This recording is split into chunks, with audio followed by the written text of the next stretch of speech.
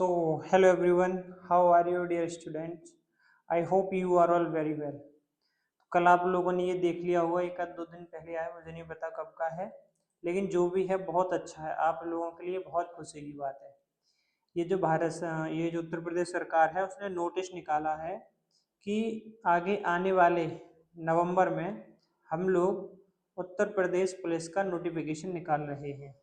ये जो है यूपी गवर्नमेंट का ऑफिशियली नोटिस है, तो लग जाइए, तैयार हो जाइए, अपनी मेहनत को डबल कर दीजिए, क्योंकि इस बार काफ़ी 22,000 के करीब पुलिस की भर्ती आने वाली है। तो जो लोग भी पुलिस के लिए प्रिपरेशन कर रहे हैं, डबल अपनी प्रिपरेशन स्टार्ट कर दो, ठीक है। बाकी मेरा क्या रोल रहेगा उत्तर प्रदेश पुलिस में आपके लिए, तो जीएस वाला पोर्शन आप मेरे ऊपर छोड़ सकते हैं। जीएस में आपका हिस्ट्री आ गया, पॉलिटी आ गया, ठीक है, जियोग्राफी आ गया और ये सब चीज़ें। इसके अलावा भी उत्तर प्रदेश पुलिस का अगर आप सिलेबस उठा के देखोगे तो उसमें कुछ स्पेशल टॉपिक हैं। तो पॉलिटी ख़त्म होने के बाद हम लोग या तो ये स्पेशल टॉपिक पहले करेंगे या जियोग्राफी पहले करेंगे, ठीक है। जियोग्राफी, हिस्ट्री इसीलिए नहीं करेंगे क्योंकि हिस्ट्री आप लोगों की कोचिंग में पढ़ाई जा रही है, तो हिस्ट्री आप वहाँ से कवर करो, ठीक है। तो ये है कुछ मेरा प्लान। बाकी अपना शेड्यूल फिक्स कर लो, मेहनत को डबल कर दो और प्रॉपर पढ़ाई में लग जाओ, ये टालबाजी नहीं करो, ठीक है। नवंबर में नोटिफिकेशन आ जाएगा अगर भर्ती बोर्ड कह रहा है तो, और नवंबर में अगर नोटिफिकेशन आ जाता है तो उधर 2026 में उसका पेपर होना तय है, ठीक है भाई। तो ये इन्फॉर्मेशन काफ़ी ज़रूरी थी। बाकी जो लोग चैनल पे नए हैं उनको एक बार बता दूं कि हम लोग पॉलिटी, जो तुम्हारी परीक्षा वाणी की पॉलिटी है, पूरी बुक को कंप्लीट करेंगे। एक बार ये नोट्स देखना, फिर उस बुक को उठा के उसी टॉपिक को देखना, सेम मिलेगा आपको, ठीक है। बस आपकी मेहनत बचा दी है मैंने कि आपको वो सारी चीज़ ना पढ़ना पड़े, इननेसेसरी जो है। बाकी उसमें से ज़रूरी चीज़ें वो मैंने छांट के कॉपी में लिख ली है, बस उसी के थ्रू हम लोग 2 पेज पढ़ लेते हैं, ज़्यादा पढ़ते भी नहीं हैं। 2 पेज क्यों? क्योंकि याद हो जाता है इतना, ठीक है। और एक और ज़रूरी बात बतानी थी, चैनल का लोगो चेंज कर दिया है, अगर तुम्हें ध्यान हो तो एक बार कमेंट में बताना लोगो कैसा है। और चैनल का नाम है केबी पाठशाला, केबी पाठशाला। एक बार नाम बताना कैसा है और लोगो भी बताना, ठीक है। नाम और लोगो दोनों कमेंट करना कैसा है। केबी का मतलब जानते हो? अच्छा तुम गेस करो केबी का मतलब क्या हो सकता है। मैं बताऊं तो के से हो गया कृष्ण भगवान और बी से बलराम। बताइए। चलो फिर छोड़ो उसको और आओ अपनी पढ़ाई पे ध्यान दो। कल के हम 5 क्वेश्चन करेंगे। कल वाली वीडियो में जो टॉपिक कराया था उसके 5 क्वेश्चन रिवीजन के लिए। देखते हैं आपको कि आप मेरे कितने सही कर पाते हैं। और अगर आज आपने इसमें से 5 में से अगर 4 भी सही कर दिए तो इसका मतलब आपकी तैयारी रिवीजन बहुत अच्छा हो रहा है। भारतीय कृषि सेवा का गठन कब किया गया? 1961 में, 64 में, 66 में या 65 में? तो ऑप्शन नंबर सी आपका करेक्ट है, 65 में। संसद में विपक्ष नेता अधिनियम कब आया? 77 में आया था, सब जानते हैं। निम्न में से किस अनुच्छेद के तहत संसद का सचिवालय होगा? आर्टिकल 98 के तहत होगा क्या? 99 के तहत, 101 के तहत, 100 के तहत? तो आप कहोगे sir option number A correct है, आर्टिकल 98 के तहत संसद का सचिवालय होगा। 99 में शपथ है, 100 में निर्णायक मत देगा लोकसभा अध्यक्ष, और 101 में अयोग्यता पर अयोग्यताएं हैं उसकी, संसद के सदस्यों की। कह रहे जन प्रतिनिधि अधिनियम कब आया था? 1952 में, 54 में, 53 में? तो ऑप्शन नंबर ए ठीक है, 1951 में। संसद के सदस्यों को किस अनुच्छेद के तहत वेतन दिया जाता है? कौन सा अनुच्छेद है वेतन के लिए? 104 है क्या, 106 है, 105 है कि 103 है? इसका आंसर मैं नहीं बताऊंगा, कमेंट में बताओ, कमेंट में पढ़ लेने, कमेंट में पिन कर दूंगा। आओ आज का लेक्चर स्टार्ट करते हैं, ठीक है। आर्टिकल 106 तक पढ़ लिया था हमने कल। 106 के बाद 107 देखते हैं। 107 में क्या है? संसद में विधेयकों की प्रस्तुति, यानी कि संसद में विधेयक प्रस्तुत किए जाएंगे, वो आर्टिकल 107 में लिखा गया। विधेयक जानते हो ना? विधेयक नहीं जानते? अभी समझाता हूँ, 1 मिनट रुको। सुनो भाई, देखो विधेयक क्या होता है। जैसे मान लो अगर हमें संविधान में चेंज करना है, कुछ चेंज करना है या फिर कुछ और कुछ बदलाव करना है, तो उसके लिए ना हमें बिल लाना पड़ता है। क्या लाना पड़ता है? बिल। और इसी बिल को कहते हैं विधेयक। क्या कहते हैं? विधेयक। इसी बिल को क्या कहते हैं? विधेयक। यानी कि मान लो मैं संसद का सदस्य हूँ, एमपी हूँ, और मुझे संविधान में कोई चेंज लाना है, तो मैं जो भी चेंज लाना है मैं उसको एक पेपर पे लिख लूँगा। पेपर पे लिखूँगा तो जब पेपर में मैंने लिखा तो वही पूरा परफॉर्मा 1 पेपर, 2 पेपर, 3 पेपर जितने भर जाएँ, जितना मुझे काम है उतना, तो उसी को विधेयक कहा जाता है, ठीक है? उसी पेपर को क्या कहा जाएगा? विधेयक कहा जाएगा। अब ये पेपर कहाँ जाएगा? अब ये पेपर जाएगा लोकसभा में, राज्यसभा में और राष्ट्रपति। इन 3 के पास ये पेपर चेक होने के लिए जाता है। ठीक है, इसी पेपर को नाम क्या दिया गया? बिल दिया गया, बिल। तो मैं कह दूं ये बिल जो है लोकसभा में जाएगा, राज्यसभा में जाएगा और राष्ट्रपति के पास जाएगा। ठीक है, तो ये होता है विधेयक। तो इसी विधेयकों को कैसे प्रस्तुत किया जाएगा लोकसभा में, राज्यसभा में, तो उसी के बारे में आर्टिकल 107 में दिखाया गया है। बात आ रही है समझ में? नहीं आ रही? ठीक है। अब लोकसभा में जाएगा, अब मान लो जैसे विधेयक है, अब ये जो बिल मैंने ये जो पेपर पे कुछ लिखा था, अगर ये पैसे से रिलेटेड है, मनी, तो इसी को बोल देते हैं मनी बिल, धन विधेयक। अब तुम्हें पता है धन विधेयक लोकसभा में तो जा नहीं सकता, कहाँ जाएगा फिर? राज्यसभा में जाएगा। पीछे पढ़ा चुका हूं मैं, धन विधेयक केवल लोकसभा में ही पेश हो सकता है। पढ़ा है? नहीं पढ़ा है? ठीक है, आ जाओ आगे।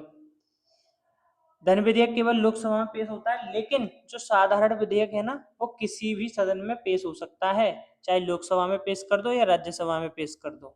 ठीक है, विधेयक लुप्त होने के नियम। लुप्त होने के नियम क्या है? यानी कि विधेयक कब तुम्हारा लुप्त हो जाएगा, गायब हो जाएगा, वो अमान्य हो जाएगा? कब हो जाएगा? जब लोकसभा में पारित हो जाए लेकिन राज्यसभा में निलंबित हो जाए। राज्यसभा में पारित हो जाए, लोकसभा में लंबित हो जाए, संसद में पूरी तरह से ही निलंबित हो जाए, संविधान संशोधन विधेयक हो तब वो तुम्हारा संविधान संशोधन विधेयक बताया था ना, अगर लोकसभा राजी है लेकिन राज्यसभा राजी नहीं है तो वो विलुप्त हो जाता है, गायब हो जाता है, फिर वो आगे ही प्रोसेस नहीं होता है। ठीक है, तो यहाँ इस कंडीशन में लुप्त हो जाएगा, इस कंडीशन में लुप्त नहीं होगा। ठीक है, इस कंडीशन में लुप्त हो जाएगा, इसमें लुप्त नहीं होगा। तो ये कंडीशन है। संबंधित विधेयक के प्रकार। संबंधित विधेयक के प्रकार कौन कौन से हैं? विधेयक कितने प्रकार का होता है? अभी तक तो मैंने तुम्हें बता भी दिया है। देखो, एक तो मैंने तुम्हें बताया धन विधेयक, धन विधेयक बताया था। एक बताया था संविधान संशोधन विधेयक, यानी कोई ऐसा पेपर है, ऐसा बिल है जो संविधान में संशोधन के लिए है, तो उसको बोलते हैं संविधान संशोधन विधेयक। और एक होता है साधारण विधेयक। साधारण विधेयक को ऑर्डिनरी बिल बोलते हैं, साधारण विधेयक। तो 3 टाइप के ये विधेयक होते हैं तुम्हारे। बात आ गई समझ में? कितने टाइप के? 3 टाइप के विधेयक होते हैं। तो ये देखा, साधारण बिल, मनी बिल और संविधान। साधारण बिल को आप दोनों सदनों में पेश कर सकते हो। मनी बिल को केवल लोकसभा में पेश किया जाता है, राज्यसभा की सिफारिश पर। ठीक है, राज्यसभा में पेश नहीं किया जाता। और संविधान संशोधन विधेयक विशेष बहुमत से दोनों सदनों में पेश हो सकता है। अगला पॉइंट कह रहा है कि नागरिकता संशोधन बिल जो आया था 2016 में, लोकसभा में पास हो गया था, राज्यसभा में अटक गया था, और लोकसभा भंग होने पर यह लुप्त हो गया था। ज़्यादा इंपॉर्टेंट पॉइंट नहीं है।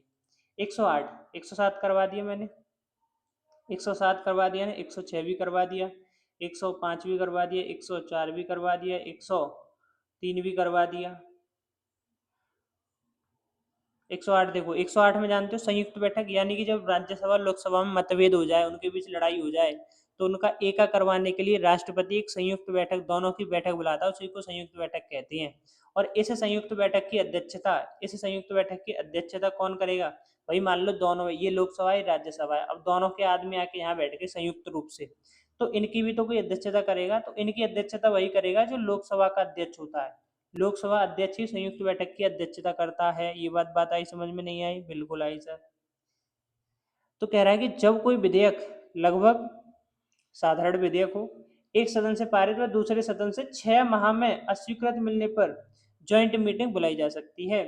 यानी कि मान लो कोई ये है लोकसभा, ये है राज्यसभा, अब मेरे दिमाग में कुछ आया, मैंने पेपर पे लिखा, वो बन गया बिल, वो बन गया विधेयक।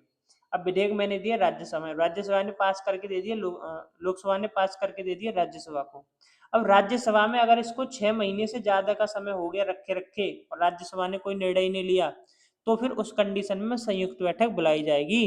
राष्ट्रपति नहीं मानेगा, वो संयुक्त बैठक बुलाएगा। आपने 6 महीने तक रोका क्यों? ठीक है, मनी बिल और कॉन्स्टिट्यूशनल अमेंडमेंट बिल, यानी कि धन विधेयक और संविधान संशोधन विधेयक, इन पर कोई ज्वाइंट मीटिंग नहीं होती। Very very very important point. धन विधेयक और संविधान संशोधन विधेयक, इन पर कोई भी ज्वाइंट मीटिंग नहीं होती। अच्छा सर, ये बताओ, ये ज्वाइंट मीटिंग तुम कह रहे हो संयुक्त बैठक, ये कब बुलाई है? हाँ, ये ज्वाइंट मीटिंग अब तक 3 बार बुलाई जा चुकी है। कब? एक तो 1961 में बुलाई गई थी, 1978 में और 2002 में। सर 1961 में ऐसा कौन सा बिल था, ऐसा कौन सा विधेयक था जो कि जिसके लिए ज्वाइंट मीटिंग बुलाई गई थी? तो 1961 में एक विधेयक था डाउरी निषेध बिल, इसके लिए ज्वाइंट मीटिंग बुलाई गई थी। 1978 में बैंकिंग सेवा आयोग बिल, इसके लिए ज्वाइंट मीटिंग बुलाई गई थी। 2002 में पोटा अधिनियम, प्रिवेंशन ऑफ टेररिज्म एक्ट, मतलब टेररिज्म का मतलब आतंकवाद निरोधी जो एक्ट था, अधिनियम था, उसके लिए ज्वाइंट मीटिंग बुलाई गई थी। तो ध्यान रखना, बहुत इंपॉर्टेंट है ज्वाइंट मीटिंग। अब तक ज्वाइंट मीटिंग मतलब संयुक्त बैठक, ज्वाइंट, ज्वाइंट से समझो। संयुक्त बैठक अब तक 3 बार बुलाई जा चुकी है। 1961 में एक बार बुलाई थी, 1978 में बुलाई थी, 2002 में बुलाई थी। तो 2002, 1961 और 1978 यहाँ पे ज्वाइंट मीटिंग हम बुला चुके हैं 2 बार। 1971 में डाउरी निषेध, डाउरी मतलब दहेज प्रथा के लिए बुला, जो एक्ट था उसके लिए बुलाई गई थी। 1978 में तुम्हारा बैंकिंग सेवा के लिए, और 2002 में एक आतंकवाद निरोधी संरक्षण उसके एक्ट के लिए बुलाया गया था। तो बात आ गई 108, बहुत इंपॉर्टेंट आर्टिकल है, एक बार फिर से रिवाइज कर लो। आर्टिकल 108 में है ज्वाइंट मीटिंग। ज्वाइंट मीटिंग को बोलते हैं संयुक्त बैठक। क्या बोलते हैं? संयुक्त, संयुक्त बैठक बोलते हैं उसी को, ठीक है। ज्वाइंट मीटिंग अब तक कौन कौन बुलाता है इसको? राष्ट्रपति बुलाता है। कितनी बार कितनी बार बुलाया जा चुका है? 3 बार, 1961 में, 78 में और 2002 में। ज्वाइंट मीटिंग की अध्यक्षता कौन करता है? अध्यक्षता करता है लोकसभा का जो अध्यक्ष होता है, वही ज्वाइंट मीटिंग की अध्यक्षता करता है। Very important point. 109, 109 में धन विधेयक लोकसभा में पेश नहीं होगा। धन विधेयक के बारे में धन विधेयक सॉरी राज्यसभा में पेश नहीं होगा। धन विधेयक के बारे में राज्यसभा की विशेष प्रक्रिया, इसके बारे में मनी बिल कह रहा है लोकसभा में केवल वित्त मंत्री द्वारा पेश किया जाएगा। राज्यसभा को 14 दिन में लौटाना होगा, नहीं तो बिल को स्वतः ही पारित मान लिया जाएगा। यानी धन विधेयक के लिए राज्यसभा को कोई भी पावर नहीं है। और ये बताओ, ये बिल है, मैंने कुछ पेपर पे लिखा, वो बन गया बिल। अब वो बिल मनी बिल है या नहीं, ये कौन डिसाइड करेगा? ये करेगा लोकसभा अध्यक्ष। तो ध्यान रखना, कोई भी बिल मनी बिल है या नहीं, वो कौन डिसाइड करता है? लोकसभा अध्यक्ष। अध्यक्ष गलत लिख गया, मुझे पता है। 110, अब आ जाओ 110। अच्छा, मनी बिल होगा, ये किस आर्टिकल में है? तो 110 में लिखा है मनी बिल की परिभाषा, कि मनी बिल किसे कहेंगे, वो 110 में है। तो ध्यान रखना, 107 में तो हमने विधेयक पेश किया। विधेयक पेश करने की प्रक्रिया कहाँ? संसद में। 108 में है संयुक्त बैठक। संयुक्त बैठक कौन बुलाएगा? राष्ट्रपति बुलाएगा। किसकी सहमति मतलब, और उसकी अध्यक्षता कौन करेगा? उसकी अध्यक्षता करेगा आपका लोकसभा का अध्यक्ष। 109, 109 में है कि जो धन विधेयक है वो लोकसभा में, राज्यसभा में पेश नहीं होगा, और राज्यसभा इसे 14 दिन से ज्यादा तक अपने पास नहीं रख सकती। 110, 110 में क्या है? धन विधेयक की परिभाषा। धन विधेयक की परिभाषा 110 में है, ठीक है। हाँ, क्या है? बिल, मनी बिल है या नहीं, इसका निर्णय लोकसभा अध्यक्ष करेगा। सुप्रीम कोर्ट भी इसमें कुछ नहीं कर सकता। अगर लोकसभा अध्यक्ष ने कह दिया कि it is money bill, this is money bill, तो मनी बिल है वो, फिर उसमें उसका कोई रोल नहीं है। सुप्रीम कोर्ट का तुम चाहे भी चले जाओ। बात आ रही है समझ में? ठीक है। अब जो हमने पीछे आर्टिकल देखे थे 101, 102, तो 101 से लेकर के आर्टिकल लगभग 107 या 8 तक, इनको थोड़ा सा डिटेल में और पढ़ लेते हैं। मैंने तुम्हें ओवरऑल बता दिया कि 100 में अयोग्यताएं हैं, 102 में भी अयोग्यता है, 103 में वो 103 में है क्या? वो निर्णय करेगा, राष्ट्रपति निर्णय करेगा कि कौन अयोग्य है या नहीं। तो ऐसे मैंने तुम्हें ओवर भी बता दिया कि इस इसमें ये है। तो अब थोड़ा सा डीप में और देख लेते हैं, ठीक है, अंदर में घुस के। तो आर्टिकल 101, 101 में क्या है? संसद में स्थानों का रिक्त हो जाना। अब संसद में स्थान कब रिक्त होंगे? जब सांसदों को हटा दिया जाएगा। सांसदों को क्यों हटाया जाएगा? क्योंकि वो अयोग्य होंगे। बात आ रही समझ में? नहीं तो यदि कोई व्यक्ति यदि संसद के दोनों सदनों से निर्वाचित होता है, तो उसे एक सदन से त्यागपत्र देना होगा। भाई सीधी सी बात है, अगर कोई दोनों सदन से निर्वाचित है तो एक तो त्यागपत्र देना पड़ेगा उसको। यदि कोई व्यक्ति 2 सीटों से निर्वाचित कर लिया जाता है, तो एक सीट को उसे छोड़ना होगा, अन्यथा दोनों सीटें रिक्त मानी जाएगी। यानी कि दोनों पॉइंट में अंदर समझो। ये वाला पॉइंट कह रहा है कि व्यक्ति दोनों सदनों से निर्वाचित नहीं हो रहे, ना लोकसभा से और राज्यसभा से, दोनों से एक साथ नहीं हो सकता। अगर ऐसा हुआ तो उसको एक सदन की सदस्यता त्यागनी पड़ेगी। लेकिन दूसरा पॉइंट ये कह रहा है कि अगर कोई व्यक्ति 2 जगह से एक ही व्यक्ति चुन लिया जाए, यानी 2 सीट पर एक व्यक्ति चुन लिया जाए, तो उसको एक सीट छोड़नी ही पड़ेगी, एक सीट ही रख सकता है। ऐसे ही आर्टिकल नंबर 101 के क्लॉज 4 में ये बात लिखी गई है, पहले भी मैंने आपको बता दिया है, कि अगर 60 दिन से ज्यादा कोई भी संसद का सदस्य अनुपस्थित रहता है, तो उसकी सदस्यता समाप्त हो जाएगी। तो ये बात लिखी है आर्टिकल 101 के 4 में। बात आई समझ में? ठीक है। और इसी आधार पर नवंबर सन 2000 में पंजाब से राज्यसभा की सांसद बरजिंदर सिंह हमदर्द को इसी आधार पर अयोग्य घोषित किया गया था। तो एग्जाम्पल भी मिल गया कि ये बताओ सर, एक एग्जाम्पल है कि जो व्यक्ति 60 दिन से ज़्यादा नहीं आया हो और उसको अयोग्य घोषित कर दिया गया हो, तो नाम आपके सामने बरजिंदर सिंह हमदर्द। कितना अजीब सा नाम है, बरजिंदर सिंह हमदर्द। ठीक है, राज्यसभा का ये सांसद था, पंजाब के रहने वाले थे, तो इनको इसी आधार पर अयोग्य घोषित कर दिया गया। कह रहा है सांसद अपना त्यागपत्र लोकसभा अध्यक्ष को देंगे और या तो सभापति को देंगे। ठीक है, सांसद अपना त्यागपत्र किसे देंगे, राष्ट्रपति को थोड़ी ना देंगे, वो तो सदन की जो अध्यक्षता कर रहा है उसी को जाके देंगे। 10वीं अनुसूची के अनुसार अयोग्य घोषित होने पर लोकसभा अध्यक्ष व राज्यसभा सभापति करते हैं। 10वीं अनुसूची के अनुसार अयोग्य घोषित लोकसभा अध्यक्ष और राज्यसभा सभापति करेंगे। सही बात है।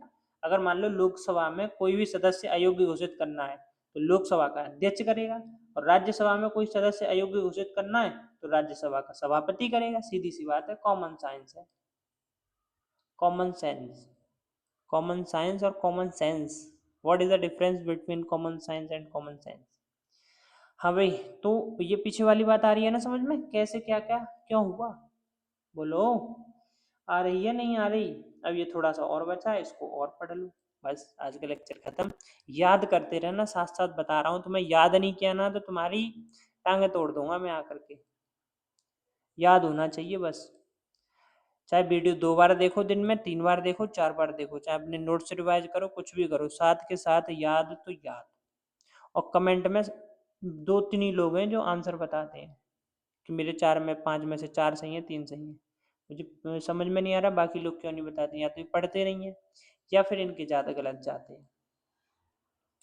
चलो देखो, संसदीय विशेषाधिकार। अब आ जाओ आर्टिकल 105 पे। 104 उतना इंपॉर्टेंट है नहीं, 105 देखो। 105 में संसद के सदस्यों के विशेषाधिकार, यानी कि जो एमपी होते हैं, एमपी सांसद, उनकी क्या क्या पावर हैं, पावर और शक्तियां, वो आर्टिकल 105 में कही गई है ये बात। ठीक है, आर्टिकल 105 में कही गई है। और क्या कहा गया कि संसद के अधिवेशन के दौरान या 40 दिन पहले या 40 दिन बाद किसी भी सिविल मामले में सांसद को गिरफ्तार नहीं किया जा सकता। यह छूट आपराधिक मामलों में प्राप्त नहीं होती है। देख लो, ये प्रोटेक्शन है। अगर मान लो ये लोकसभा है और ये राज्यसभा है, अब इसमें कौन बैठेगा? जो लोकसभा और राज्यसभा के सदस्य होंगे वही तो बैठेंगे। अब मान लो इसमें भी सदस्य बैठे हैं और इसमें भी सदस्य बैठे हैं, और सेशन चल रहा है, सत्र चल रहा है, तो ये कह रहा है कि सत्र के दौरान या फिर सत्र के 40 दिन पहले या सत्र के 40 दिन बाद तक किसी भी सदस्य को पुलिस अरेस्ट नहीं कर सकती। कोई सिविल मामला हो, सिविल मामला कोई ऐसा मामला ना हो जिसमें अपराध किया हो, यानी कि ऐसा मामला जिसमें अपराध ना किया हो, उस मामले में पुलिस अगर इन्हें अरेस्ट करना चाहती है सांसद को, तो वो अरेस्ट नहीं कर सकती। कब? जब सत्र चल रहा हो और सत्र से 40 दिन पहले और 40 दिन बाद। ठीक है, बात समझ में आई? तो ये वाला बात कह रहा है, किसी संसद सदस्य अधिवेशन के दौरान अध्यक्ष सभापति की अनुमति के बिना न्यायालय में साक्षी के रूप में उपस्थित होने के लिए विवश नहीं किया जा सकता। यानी कि जैसे कोई सदस्य है, संसद का सदस्य है, ठीक है, अब सदस्य को अगर न्यायालय में साक्षी के रूप में पेश करना है तो उसके लिए अनुमति लेनी पड़ेगी उसके अध्यक्ष की। ये कह रहा है ना, अध्यक्ष या सभापति की अनुमति लेकर ही किसी भी सांसद को, किसी भी संसद के सदस्य को न्यायालय में साक्षी के रूप में पेश किया जाएगा। तो ये थोड़े से और डीपली थी बात, आई समझ में? आई होप ये वीडियो आपको पसंद आई होगी। लेक्चर अगर पसंद आया है तो लाइक कर देना, ठीक है। और क्या कर सकते हैं हम, और बताओ। अच्छा एक बात बताओ, मैं यहाँ लिख देता हूँ, इसीलिए मैंने ये पेज ऐड किया था। जैसे क्या कह रहा था मैं, हाँ, जैसे अब तो हम लोग आर्टिकल 110 तक आ गए हैं लगभग, तो पीछे जो आर्टिकल है, कलर चेंज करता हूँ पहले, तो पीछे जो आर्टिकल 1 से लेकर के 100 तक हैं, और जिनमें तुमने बहुत सारी चीज़, जैसे भारत का संघ क्षेत्र, ये भी पढ़ लिया, ठीक है। उसके बाद आपने नागरिकता भी पढ़ ली, फिर मूल अधिकार भी पढ़ लिए। तो मैं ये सोच रहा हूँ कि एक क्लास ना डेली, जैसे आज मान लो भारत का संघ ले लो, तो इसमें जो तुमने थ्योरी पढ़ी है उससे रिलेटेड 20-30 क्वेश्चन की क्लास करवा दूँ, इससे क्या होगा, जब भी तुम इस क्लास में आओगे, जब भी तुम इस क्लास में आओगे तो पहले तो रिवीजन करके आओगे, जो पहले मैंने लिखवा रखा है, रिवीजन करके आओगे, प्लस यहाँ क्लास में आने के बाद क्वेश्चन लगाओगे मेरे साथ। जब क्वेश्चन लगा लिए तो मान लो अगर कोई नया पॉइंट मिला तो वो तुम फिर से अपनी कॉपी में नोट करोगे। तो बताओ ये प्लान कैसा है? मुझे तो लग रहा बहुत अच्छा काम करेगा। और ये चीज़ हम लाइव रखेंगे जिससे कि डिस्कशन हो सके। अभी लाइव में बहुत सारी समस्याएं आ रही हैं, देखता हूँ उनको जल्दी से सॉल्व कर लूँ, फिर लाइव ही पढ़ा करेंगे। ठीक है, चलो तो फिर ठीक है, बाय।